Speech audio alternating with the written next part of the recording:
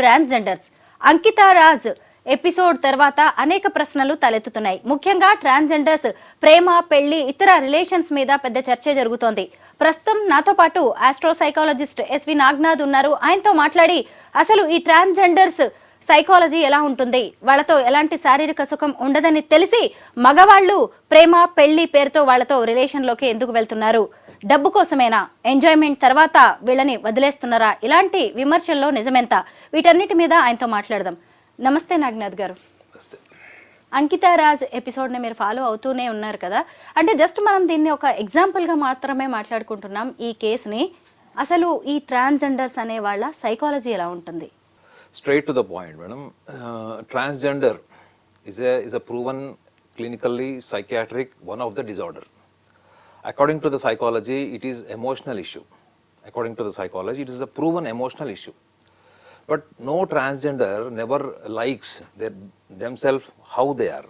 వాళ్ళు ఎలా ఉన్నారు, వాళ్ళ పుట్టుకత ఎలా ఉన్నారు అన్నది వాళ్ళకి ఇష్టం లేకపోవడం వల్లనే they wants to be like someone.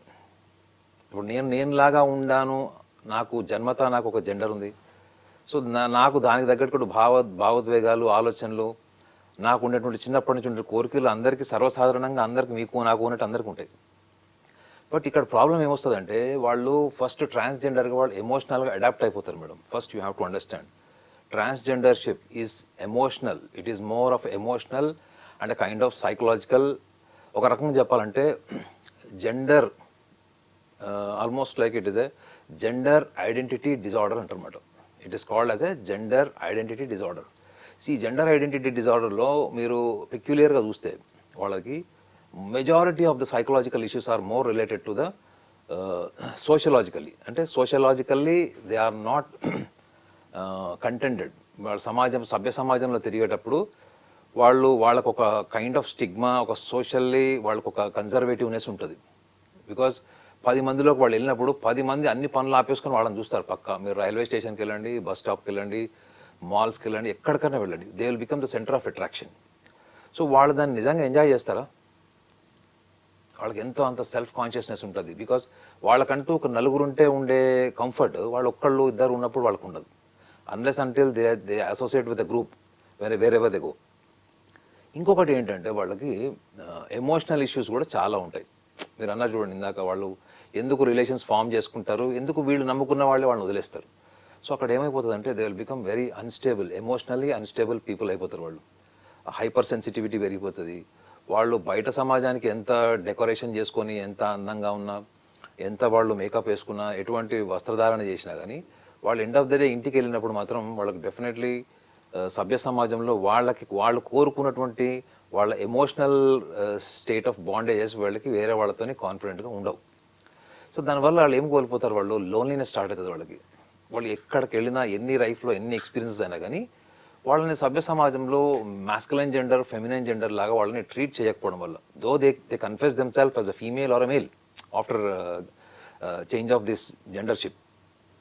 కానీ వాళ్ళకి ఎమోషనల్లీ ఒక ఇన్సెక్యూరిటీ సభ్య సమాజం నుంచి, ఎన్విరాన్మెంట్ నుంచి విపరీతంగా వాళ్ళ మీద ప్రభావం ఉంటుంది. రెండో ఆస్పెక్ట్ ఏంటంటే వాళ్ళు ఒక్కసారి ఇంటికి వెళ్ళిన తర్వాత, ఇప్పుడు సైకాలజీ అంతా ఏం చెప్తుందంటే నువ్వు సభ్య సమాజంలో ఉన్నప్పుడు నీకంటూ ఒక వ్యక్తిత్వం, అంటే నీకంటూ ఒక పర్సనాలిటీ ఉంటుంది. ఆ పర్సనాలిటీని నువ్వు 10 మందికి చూపించుకోవడానికి, 10 మందితో మేనేజ్ చేసుకోవడానికో, లేకపోతే నీకు లైక్ మైండెడ్ సొసైటీతో నువ్వు మాట్లాడుతూ ఏదో ఒక రకంగా కాలం గడిపేస్తావు. కానీ what happens when you go home and when you are sleeping? నువ్వు ఒక్కడే ఉంటావు. నువ్వు పడుకునేటప్పుడు నువ్వు ఒక్కడే ఉంటావు. ఒకవేళ నువ్వు ఒక్కడే ఉన్న సందర్భాల్లో నిజంగా నీకు అప్పటి వరకు నువ్వు పొద్దున్న సాయంత్రం వరకు నీకున్న ఎక్స్పీరియన్స్, నువ్వు ట్రాన్స్జెండర్గా మారిన తర్వాత నీలో వచ్చేటువంటి ఎమోషనల్ చేంజెస్, సైకలాజికల్ చేంజెస్ ఏవైతే ఉంటావో దాంతో నువ్వు కంఫర్టబుల్గా ఉన్నావు అంటే మాత్రం వాళ్ళు నో అని చెప్పచ్చు ఆనెస్ట్లీ. ఎందుకంటే వాళ్ళకి ఎప్పటికీ కూడా ఏదో కోల్పోతున్నాము, ఎవరు వెనుక వీళ్ళు పడుతుంటారు. కానీ వాళ్ళ వీళ్ళతో ఉన్నా కానీ ఇది ఈ రోజు ఉంది, రేపు ఉంటుందా లేదో తెలియదు. వాళ్ళు ఏదైతే బలంగా కోరుకుంటున్నారో ఇది నాది అని ఎమోషనల్గా, ఇప్పుడు లవ్ అంటే అదే కదండి, మీరు ఎమోషనల్గా ఒక వ్యక్తిని అడాప్ట్ చేసేసుకోవడమే లవ్ కదా. ఆ వ్యక్తి కూడా వీళ్ళతో ఎమోషనల్గా ఉన్నంత కాలము వీళ్ళు ఎప్పుడు వెళ్ళిపోతారో తెలియదు, ఏ కారణం వల్ల వీళ్ళిద్దరు కలిసి ఉన్నారో తెలియదు. సో ఈ సందిగ్ధంలో వాళ్ళకి emotionally they will become unstable. ఈ unstability and frequent disturbances, or you can call it as a breakup, అంటే ఈగోసెంట్రిక్ ప్రాబ్లమ్స్ వల్ల కావచ్చు. రెండోది మనం ఆలోచించుకుంటే చాలా డీప్గా వాళ్ళకి లోన్లీనెస్ మూడ్ స్వింగ్స్ లాంటివి కూడా వాళ్ళకి సివియర్గా ఉండే ఛాన్స్ ఉంటుంది. సో కాబట్టి వీళ్ళకి మనము డెఫినెట్లీ ఇట్లాంటి వీళ్ళు అసలు నిజంగా చెప్పాలంటే వీళ్ళు కూడా రెగ్యులర్గా సైకాలజిస్ట్ని కన్సల్ట్ చేస్తే కూడా మంచిది. వాళ్ళ సోషల్ స్టిగ్మా పక్కన పెట్టుకొని వాళ్ళు ఏం కోరుకుంటున్నారు, సభ్య సమాజం ఎట్లా ఉంది అనేటువంటి ఒక రేషనల్ థింకింగ్ వాళ్ళని తీసుకురావచ్చు మేడం. వాళ్ళ ఊహల్లో, వాళ్ళ ఇమాజినేషన్లో, వాళ్ళ థాట్ ప్రాసెస్లో వాళ్ళు ఒక రకంగా ఉంటారు. కానీ అది రియాలిటీకి వచ్చేటప్పటికి వాళ్ళకి ప్రతి ఎక్స్పీరియన్స్ అట్లా 2-3 ఎక్స్పీరియన్స్లు అయితే ఆటోమేటిక్గా వాళ్ళకి లైఫ్ మీద కాన్ఫిడెన్స్ పోతుంది. ఈ కాన్ఫిడెన్స్ పోయిన తర్వాత వాళ్ళ జీవితం ఏంటి చెప్పండి. వాళ్ళకంటూ వాళ్ళ ఇంపల్సెస్ వాళ్ళకు ఉంటాయి, వాళ్ళ సెన్షువాలిటీ వాళ్ళకు ఉంటుంది, వాళ్ళ సెక్షువల్ థాట్స్ వాళ్ళకు ఉంటాయి, వాళ్ళ రొమాంటిక్ ఫీలింగ్స్ వాళ్ళకు ఉంటాయి. వాటిని వాళ్ళు అసోసియేట్ అయ్యి ఆ అసోసియేషన్లో వాళ్ళు స్టేబుల్గా ఉంటారంటే మాత్రం అది ప్రశ్నార్థకమేది. నాగనాథ్ గారు, ఇప్పుడు ఈ ట్రాన్స్జెండర్స్ ఎంత ఫిజికల్గా మారిపోయినా కానీ అంటే పూర్తి స్థాయి ఆడవాళ్ళుగా మాత్రం మారలేరు. అంటే పిల్లలు పుట్టే ఛాన్స్ వాళ్ళకి ఉండదు, అలాగే పెద్దగా సంసార సుఖం ఉండదు, ఇంకొక పార్ట్నర్ వీళ్ళ లైఫ్లోకి వచ్చినా కానీ నెక్స్ట్ జనరేషన్ అనేదే ఉండదు వీళ్ళతోటి. అయినా ఇవన్నీ తెలిసి కూడా కొంతమంది మగవాళ్ళు ఎందుకు వీళ్ళతో ప్రేమ అంటే సరే ప్రేమ అక్కడికే ఆగిపోతుంది అనుకోవచ్చు, పెళ్లి లాంటి రిలేషన్లోకి ఎందుకు వస్తున్నారు? For example Ankita and Raj గురించే మాట్లాడుకుంటే ఇవన్నీ రాజ్కి తెలిసే ఈ రిలేషన్లోకి వచ్చాడు. ఇక్కడ రీజన్స్ ఏముంటాయంటారు?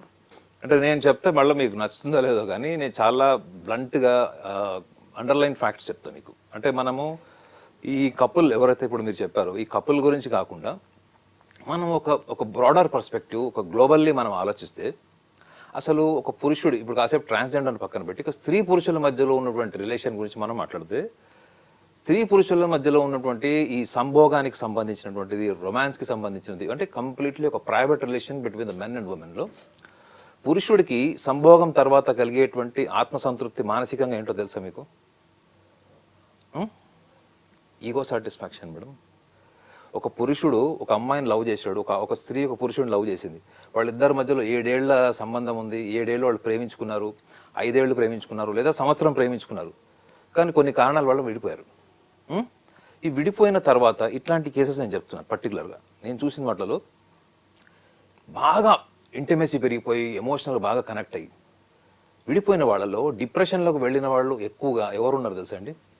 ఎవరైతే ఇంటిమేసీ ఉన్న రిలేషన్స్లో వాళ్ళ ఇద్దరి మధ్యలో సంభోగం జరగలేదో, స్త్రీ పురుషుల మధ్యలో సంభోగం జరగకుండా, మేబీ వాళ్ళిద్దరి మధ్యలో రొమాన్స్ ఉండొచ్చు, అదర్ ఫ్యాక్టర్స్ ఉండొచ్చు, బట్ ఎవరైతే ఇద్దరు స్త్రీ పురుషులు సంభోగం లేకుండా వాళ్ళిద్దరి మధ్యలో కొన్ని కారణాల వల్ల, ఎన్విరాన్మెంటల్ ఫ్యామిలీ ఫ్యాక్టర్స్ వల్ల కూడా కావచ్చు విడిపోయిన వాళ్ళలో, నేను ఎక్కువగా డిప్రెషన్లో ఉన్నటువంటి మగవాళ్ళని చెప్పేది, ఐఎమ్ టాకింగ్ అబౌట్ మెన్. వాళ్ళు ఎందుకు డిప్రెషన్లో ఉన్నారంటే వాళ్ళ కోర్ డిజైర్, కోర్ ఐడెంటిటీ వాళ్ళ పార్ట్నర్తో వాళ్ళు అయితే ఊహించుకున్నారో అది వాళ్ళకి సాటిస్ఫాక్షన్ రాలేదు. దీన్ని సైకాలజీలో ఏమంటారంటే you are identified with something that you have not enjoyed or you have not experienced. మీరు అది ఎప్పటి వరకు ఎక్స్పీరియన్స్ చెయ్యారో అది ఎమోషనల్ ఫామ్లో మీ సబ్ కాన్షియస్లో ప్లాంట్ అయి ఉంటుంది. మీరు ఎప్పుడైతే అది ఎమోషనల్ ఫామ్లో ఉందనుకోండి మేడం, అది మిమ్మల్ని వదలది కాదు. అది ఊహ రూపంలోనో, జ్ఞాపకం రూపంలోనో, లేకపోతే మననం, ప్రతిసారి ఎక్కడ చూసినా మీకు అది గుర్తుకొస్తుంటుంది. నేను మీ ఎగ్జాంపుల్ ఎందుకు చెప్తున్నానంటే, ఒక స్త్రీ నుంచి పురుషుడు ఏం ఎక్స్పెక్ట్ చేస్తాడు బ్లంట్గా అంటే 10 మందిలో 6 మీరు కేటగరైజ్ చేయండి. ఇవన్నీ నేను మగవాళ్ళగా చెప్తున్నాను. 10 మందిలో 6 ఏం ఎక్స్పెక్ట్ చేస్తారు స్త్రీ నుంచి అంటే డెఫినెట్లీ ఈ ఈగోసెంట్రిక్ సాటిస్ఫాక్షన్. మనం ఫిలాసఫికల్గా ఏం చెప్పుకుంటాం, సోషలాజికల్గా ఫిలాసఫికల్గా మనం ఏం చెప్పుకుంటాం, వాళ్ళిద్దరు ప్రేమించుకున్నారండి, అన్యోన్యమైనటువంటి ప్రేమికులు వాళ్ళు, ఇక లైలా మజ్ను అని రకరకాలు చెప్తారు. కానీ కోర్ డిజైర్ అన్కాన్షియస్లో ఏముంటుంది అంటే definitely they want to reach the core pleasure between the 2 genders.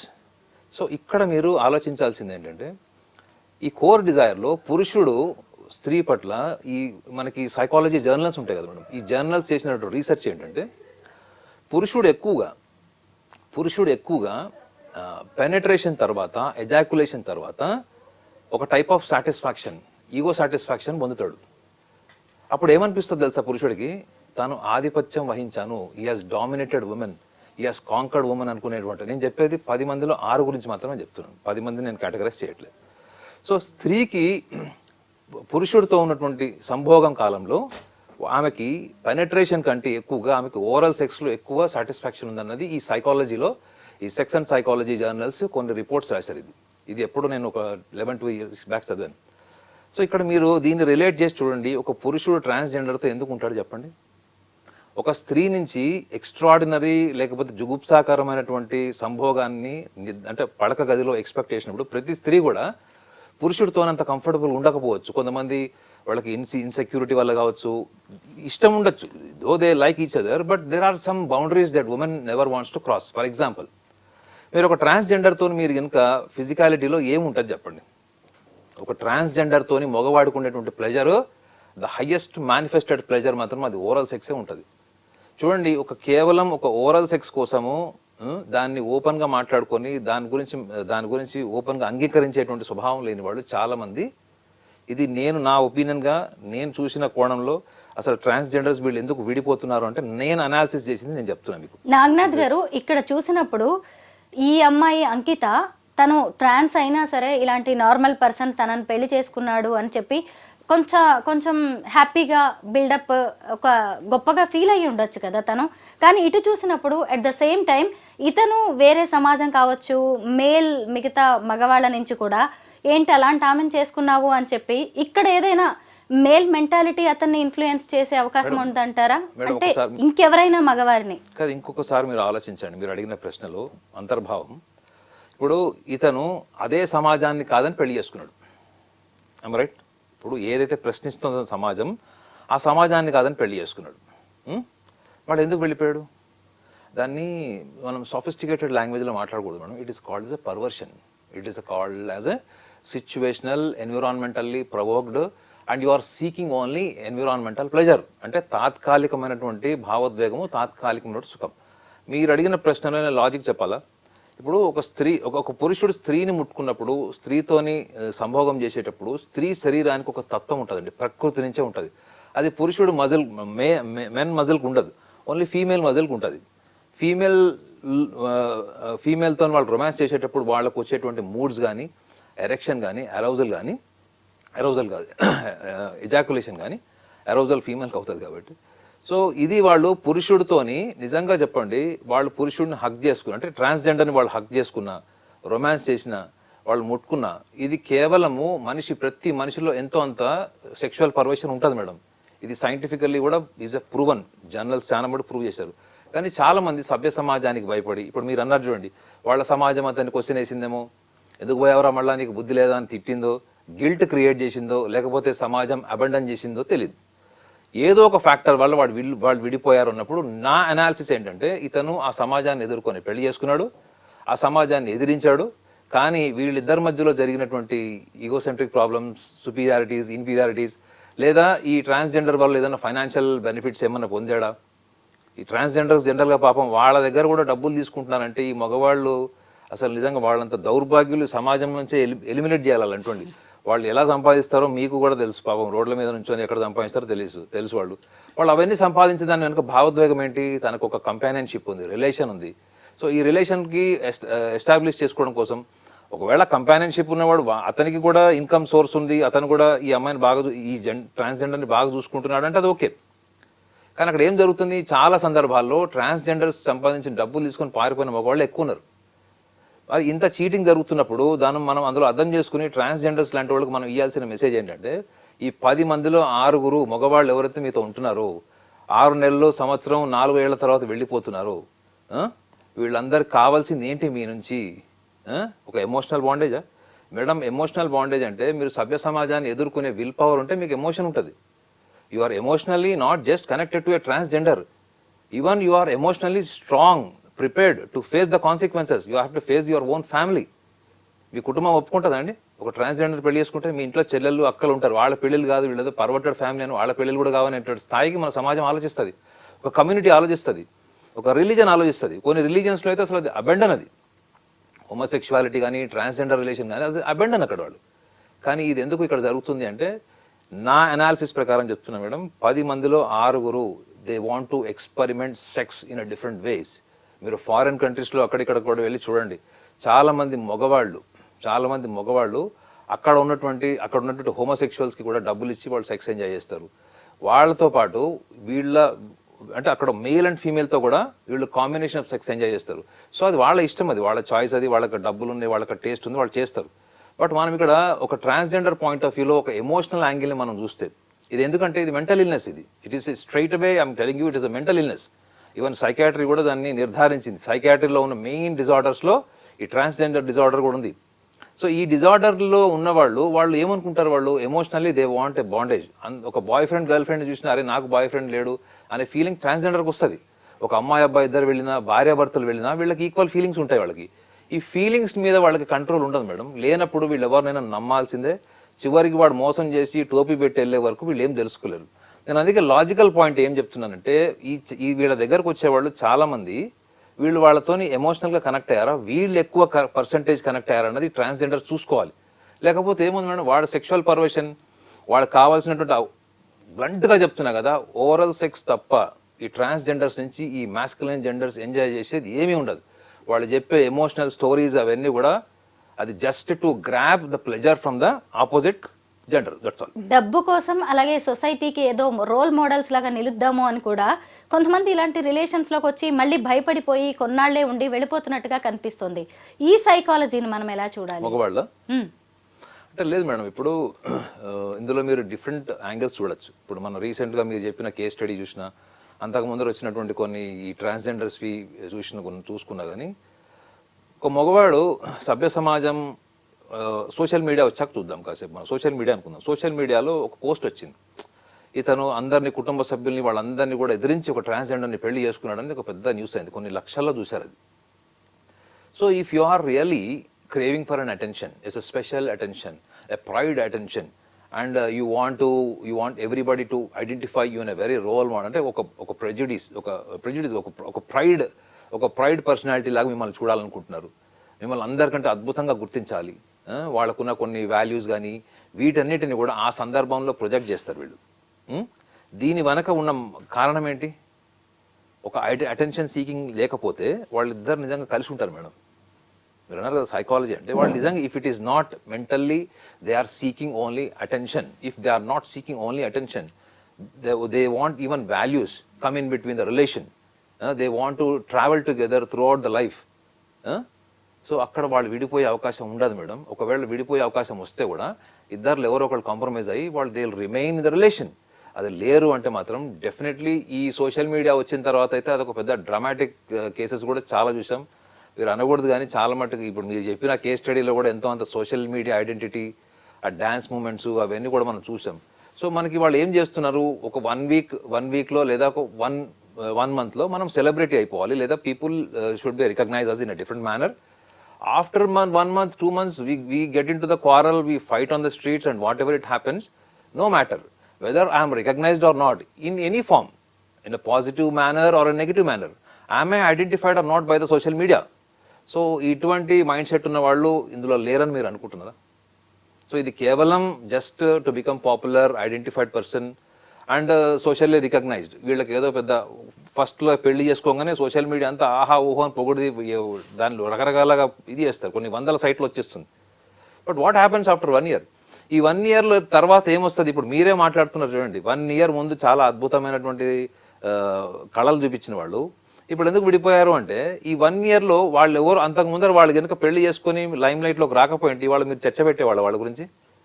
Now they have become a socially identified people, they have become a content to discuss on anything.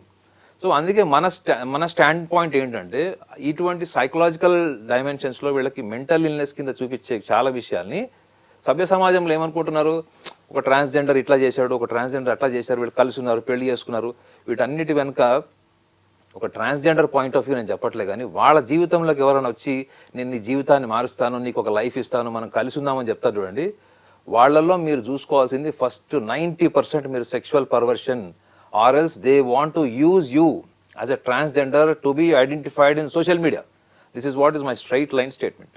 Naganath గారు, మామూలుగా హార్మోనల్ చేంజెస్ అనేవి మన సైకలాజికల్గా మన మీద చాలా ఎఫెక్ట్ చూపిస్తూ ఉంటాయి.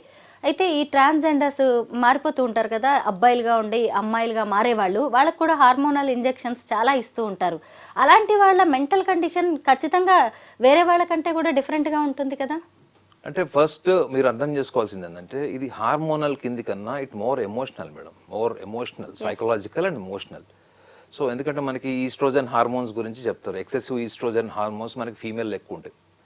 సో ఇక్కడ మనం అర్థం చేసుకోవాల్సింది ఏంటంటే వీళ్ళు బాడీ ట్రాన్స్ఫర్మేషన్ అంటే కంప్లీట్గా వీళ్ళ శరీరంలో ఆర్గన్స్ అంటే వాళ్ళు మగవాళ్ళు ఆడవాళ్ళగా మారితే ఫీమేల్ అపియరెన్స్ కోసం వాళ్ళు రకరకాల ట్రీట్మెంట్స్ చేయించుకుంటారు. దాని సైడ్ ఎఫెక్ట్స్ అంటున్నారు మీరు. దాని సైడ్ ఎఫెక్ట్స్ మాత్రమే కాదు మేడం, ఆ పెయిన్ వల్ల వచ్చేటువంటి సైకలాజికల్ ప్రాబ్లమ్స్ కూడా ఉంటాయి వాళ్ళకి. సో వాళ్ళు తీసుకున్నటువంటి ఆ కెమికల్స్ బాడీలో ఇంజెక్ట్ చేసుకున్నటువంటి injections what ever it is. So ఇప్పుడు చాలా మందికి కూడా ఇటువంటివి ఇమీడియట్గా వాళ్ళకి తెలియకపోవచ్చు, కానీ గ్రాడ్యువల్గా వాళ్ళ లైఫ్లో చాలా ఎఫెక్టివ్గా ఉంటాయి. ఈ ఎఫెక్టివ్నెస్ వాళ్ళకి ఎప్పుడు తెలిసే పాసిబిలిటీ ఉంటుంది, ఎందుకంటే దాని మీద రీసెర్చ్ ఇన్ఫర్మేషన్ అయితే ఐడియా లేదు. బట్ తెలిసే పాసిబిలిటీ ఎప్పుడు ఉంటుంది అంటే మీ బాడీ ఎప్పుడైతే కెమికలైజ్డ్ అయిందో, అంటే ఎక్స్టర్నల్ ఫ్యాక్టర్స్ ఏమైనా మీ బాడీని ఇన్ఫ్లుయెన్స్ చేస్తున్నాయి. మనం మందు కొడితేనే ఎట్లా అయిపోతారు మేడం మనుషులు, మద్యం సేవిస్తేనే ఎట్లా అవుతారు just for a time being. So వీళ్ళైతే డైరెక్ట్గా వాళ్ళ బాడీ నేచర్ని ప్రకృతికి విరుద్ధంగా వీళ్ళు తయారు చేస్తున్నప్పుడు వీళ్ళకి ఎప్పుడైతే డౌన్ఫాల్ వస్తుంది చూడండి, డౌన్ఫాల్ కానీ వీళ్ళకి లేకపోతే ఫైనాన్షియల్ ఇష్యూస్ వస్తాయి, వీళ్ళు ఎప్పుడైతే వీళ్ళ పార్ట్నర్తో సివియర్గా డిస్టర్బ్ అవుతారో అప్పుడు వీళ్ళు వాయిలెంట్ అన్నా కావచ్చు, కంప్లీట్గా వాయిలెంట్ అవ్వచ్చు, యాంటీ సోషల్ యాక్టివిటీస్లో కూడా ఉండొచ్చు. చాలా మంది ట్రాన్స్జెండర్స్ మీకు చూడండి యాంటీ సోషల్ యాక్టివిటీస్లో ఉన్నారు. మీరు అనుకోకండి వాళ్ళు ఈ అఘోర నాగసాధువులాగా వాళ్ళు ఒక్క కేసు కూడా లేని వాళ్ళు ఏం లేదు. మీరు చాలా క్రైమ్స్లో క్రిమినల్ కేసెస్లో ఉన్నారు, మర్డర్ కేసెస్లో ఉన్నారు, సైకిక్ మర్డర్స్లో కూడా ఉన్నారు వాళ్ళు. అంటే డెలిబరేట్గా ప్లాన్ చేసి పథకం ప్రకారం హింసించి చంపిన వాళ్ళ చరిత్ర కూడా మన పేపర్లో చాలా ఆర్టికల్స్ చూసాం లాస్ట్ ఒక 15 yearsలో. కానీ వీళ్ళు ఈ మానసిక పరమైన మార్పులు ఎప్పుడైతే వీళ్ళకి వస్తాయో అప్పుడు మనకు వాళ్ళకి మెయిన్ కనిపించేది ఎప్పుడు అంటే వీళ్ళు ఎప్పుడైతే లైఫ్లో ఒక టఫ్ సిచ్యువేషన్ని, ఒక పానిక్ సిచ్యువేషన్ని హ్యాండిల్ చేసేటప్పుడు అది బయటకు వస్తుంది మేడం. అండ్ టఫ్ సిచ్యువేషన్ అంటే ఆర్థికంగా కృంగిపోయినప్పుడు కావచ్చు, ఒంటరిగా అయిపోయినప్పుడు. ఒక పానిక్ సిచ్యువేషన్ ఎప్పుడు వస్తుందంటే when they are completely neglected by their own people. వాళ్ళ ట్రాన్స్జెండర్సే వాళ్ళు ఏదైనా ఈగో ప్రాబ్లమ్స్ వల్ల వాళ్ళు ఏదో వదిలేశారు అనుకోండి. సో ఈ రెండు సిచ్యువేషన్స్ని వాళ్ళు హ్యాండిల్ చేసేటప్పుడు నార్మల్గా మనకంటూ ఒక ఎమోషన్, మనకంటూ ఒక కెమిస్ట్రీ ఉంటుంది. అది నార్మల్ లెవెల్లో అది డ్యామేజ్ అయ్యే ఛాన్స్ ఉంటుంది.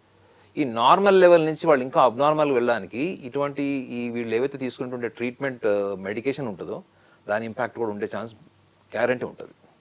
సొసైటీ యాక్సెప్ట్ చేయకపోవడం, అలాగే ఫ్యామిలీ కూడా దూరంగా పెట్టడం, నా అనేవాళ్ళు చుట్టూ లేకపోవడంతో కూడా మోసపోతామని తెలిసి కూడా ఇలా పరాయి వ్యక్తులను నమ్ముతున్నారా, ఇలాంటి రిలేషన్స్లోకి వెళ్తూ ఉంటారా? లోన్లీనెస్సే ఎక్కువగా కారణం అంటారా? ఇన్సెక్యూరిటీ కావచ్చు, ఇలాంటి కారణాలు వాళ్ళని ఇన్ఫ్లుయెన్స్ చేస్తూ ఉంటాయా? అంటే మేడం ఇందులో స్ట్రైట్గా ఒక సైకాలజిస్ట్కి చెప్పాలంటే it is a perversion. Perversion అంటే ఏంటి? ప్రకృతికి విరుద్ధమైనటువంటి ఎక్స్పెరిమెంట్నే పర్వర్షన్ అంటారు. సో వీళ్ళు అంతా ఎక్స్పెరిమెంట్ చేసి వాళ్ళు వేసుకునే దుస్తుల దగ్గర నుంచి రూపురేఖలన్నీ మార్చుకొని జుట్టు వేయించుకొని అన్నీ చేసినప్పుడు వాళ్ళకి దాని వెనక ఆ యాక్టివిటీ వెనక కూడా ఒక సైకలాజికల్ ప్రాసెస్ ఉంటుంది మేడం. ఊరికే జరగదు అట్లా. ఇప్పుడు మీరు ఒక డ్రెస్ వేసుకొని వచ్చారు, మీకు నచ్చిన డ్రెస్ మీరు వేసుకోలేరు, నాకు నచ్చిన డ్రెస్ నేను వేసుకోలేను. If you are forced to, మీరు కంపల్సివ్ స్టేజ్లో మీరు తప్పకుండా వేసుకోవాల్సి వచ్చినప్పుడు మీ బాడీ కంఫర్ట్ ఉండదు మేడం. మీరు కూర్చున్న సోఫాలో మీరు కంఫర్ట్ ఉన్నారో లేదో, నేనైతే కంఫర్టో లేను. బట్ చెప్తున్నా అంటే మన కంఫర్ట్ జోనే మనల్ని డిస్టర్బ్ చేస్తుంది మేడం. మనం ట్రైన్లో వెళ్ళేటప్పుడు, బస్సులో వెళ్ళేటప్పుడు కూడా if you are not posited properly we will not be able to drive our journey comfortably. ఏదో ఇరిటేషన్ లాగా ఉంటుంది. అట్లాంటిది వీళ్ళు మొత్తం బాడీ, మైండ్, ఎమోషనల్ అన్నిటినీ ట్రాన్స్ఫార్మ్ చేసుకునే వాళ్ళు వీళ్ళకి ఎంత ఎక్స్పెక్టేషన్ ఉంటుంది చెప్పండి. సొసైటీ నుంచి ఒక ఐడెంటిటీ కావాలి. ఇప్పుడు చూడండి ట్రాన్స్జెండర్స్ ఎక్కడో అక్కడ వాళ్ళు అడుగుతుంటారు, వాళ్ళు డిమాండ్ చేస్తారు డబ్బులు. సో అవతల వాళ్ళు తిట్టే బూతులు ఎట్లుంటాయి? ఒక బూత్ పదంతో తిడతారు వీళ్ళని, ట్రాన్స్జెండర్స్ని ఒక బూత్ పదంతో తిడతారు. ఆ బూత్ పదం ఇంట్లో వాళ్ళు ఎవరైనా విధంగా తిట్టుకుంటారు వాళ్ళు. ఆ బూతులు రోజు వీళ్ళు ఎన్నిసార్లు ఫేస్ చేస్తారు చెప్పండి? వీళ్ళ అవతల వాడు డబ్బులు అడిగినప్పుడు ఇయ్యనప్పుడు వాళ్ళకి ఒక ఇరిటబుల్ మూడ్ ఉంటుంది, వర్బల్ మూడ్ ఉంటుంది, అవునా? వాటన్నిటిని ఫేస్ చేస్తూ వీళ్ళు రోజు ప్రశాంతంగా ఇంటికి వచ్చి బిర్యానీ తిని పడుకునేలాగా ఉంటుంది వీళ్ళ మైండ్ సెట్. అస్సలు ఉండదు మేడం. వాళ్ళు ఎవ్రీ 1 hour వాళ్ళ మైండ్ ఎప్పుడు కూడా కాంటంప్లేషన్ స్టేట్లో ఉంటుంది. ఎందుకంటే ప్రతి అడుగు, ప్రతి ఆలోచన వాళ్ళకి టువర్డ్స్ సెక్యూరిటీ వైపు తీసుకెళ్తుంది. అంటే they want a companionship, they want a relation, they want a trustful person in the life. At the same time how do they manage financially? ఇప్పుడు చాలా మంది ఆడవాళ్ళు ఉద్యోగాలు చేసుకుంటున్నారు, చిన్న చిన్న బిజినెస్లు చేసుకుంటున్నారు. సొసైటీలో కూడా ఎవరు వాళ్ళని ఎక్కువగా ఇంతకు ముందరలాగా ఎవరు పట్టించుకోవట్లేదు. ఈవెన్ సుప్రీంకోర్టు నుంచి కూడా వాళ్ళు కొంచెం ఊరట కలిగించేటువంటి విషయం కూడా వాళ్ళకి దక్కింది. సో ఇవన్నిటి వెనక వాళ్ళ ప్రతి మూమెంట్ సోషల్ సర్వైవల్ ఇన్స్టింక్ట్ని ప్రేరేపిస్తుంది. వాళ్ళ సమాజంలో ఎట్లా బతకాలి, సమాజంలో బతుకుతూ మనకంటూ ఒక భద్రతను ఎట్లా క్రియేట్ చేసుకోవాలి. ట్రాన్స్జెండర్స్కి ఎవరన్నా రెంట్కి ఇస్తారా మేడం హౌస్? చెప్పండి. ఎందుకు? వాళ్ళది కూడా ఒక తప్పు ఉంది మేడం. ట్రాన్స్జెండర్స్ అంటేనే మీకు జనరల్గా ఎక్కడ కనిపిస్తారు? ఒక మ్యారేజ్ ఫంక్షన్ అవుతుంది మేడం, వీళ్ళు వచ్చి చాలా డీసెంట్గా వచ్చి డబ్బులు అడుగుతారా? పోనీ డబ్బులు ఇవ్వం నాయన అని చెప్పి ఎంతో అంత డబ్బులు ఇచ్చి పంపిస్తే వెళ్ళిపోతారా? నో. పోలీస్ వాళ్ళు నెంబర్ కూడా ఇచ్చారు, ఎవరన్నా ఇట్లా వచ్చి న్యూసెన్స్ చేసి బలవంతం చేస్తే మాకు ఫోన్ చేయండి, మేము వాళ్ళని తీసుకెళ్తామని. అంటే what they are doing madam, they are spoiling their own domain, they are spoiling their own reputation. సమాజానికి వాళ్ళ మీద ఉన్న ఒపీనియన్ని వాళ్ళు ఇంకా భయంకరంగా చేస్తున్నారు. నేను మొన్న మా కజిన్ని బస్ స్టాప్లో డ్రాప్ చేయడానికి వెళ్తే అక్కడ ఇద్దరు ట్రాన్స్జెండర్స్ ఉన్నారు. సో ఒక ట్రాన్స్జెండర్ డీసెంట్గా అడిగి వెళ్ళిపోయాడు, ఇంకో ట్రాన్స్జెండర్ మీద పడిపోతున్నాడు. ఏం చేస్తారు మేడం చెప్పండి? అప్పుడు అక్కడ ఆడవాళ్ళు కూడా ఉన్నారు, ఏం చేస్తారు మీరు కొట్టాలనిపిస్తుంది మీకు? ఆ స్టేజ్ ఎందుకు తెస్తారు వాళ్ళు? ఎవరు బస్ జర్నీ అంటే ఎవరు టైంలో వాళ్ళు హరిబరి ఉంటారు, వాళ్ళు తొందరగా వెళ్ళిపోవాలి, బస్ మిస్ అవుతుందేమో, ఇట్లా ఇవన్నీ ఉంటాయి. So they don't have common sense. So ఇట్లా అందరినీ అనట్లేదు, కానీ వాళ్ళ సర్వైవల్ ఇన్స్టింక్ట్ అన్నది వాళ్ళకి జీవితంలో సోషల్ మేనర్స్ తగ్గించేస్తుంది మేడం.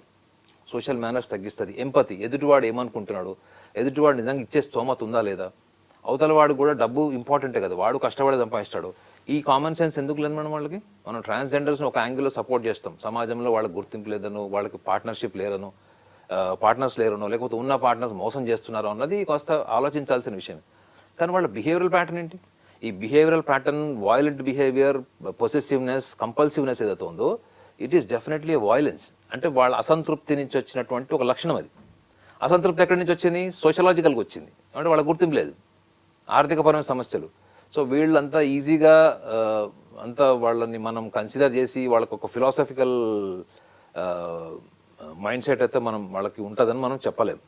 బట్ కొంతమంది ట్రాన్స్జెండర్స్ మీరు అన్నట్టు వాళ్ళు డిగ్నిఫైడ్గా వాళ్ళు ఎక్కడొక్కడ వ్యాపారాలు, బిజినెస్ అవి చేసుకుంటారు. సో వాళ్ళని మనం అప్రిషియేట్ చేయొచ్చు.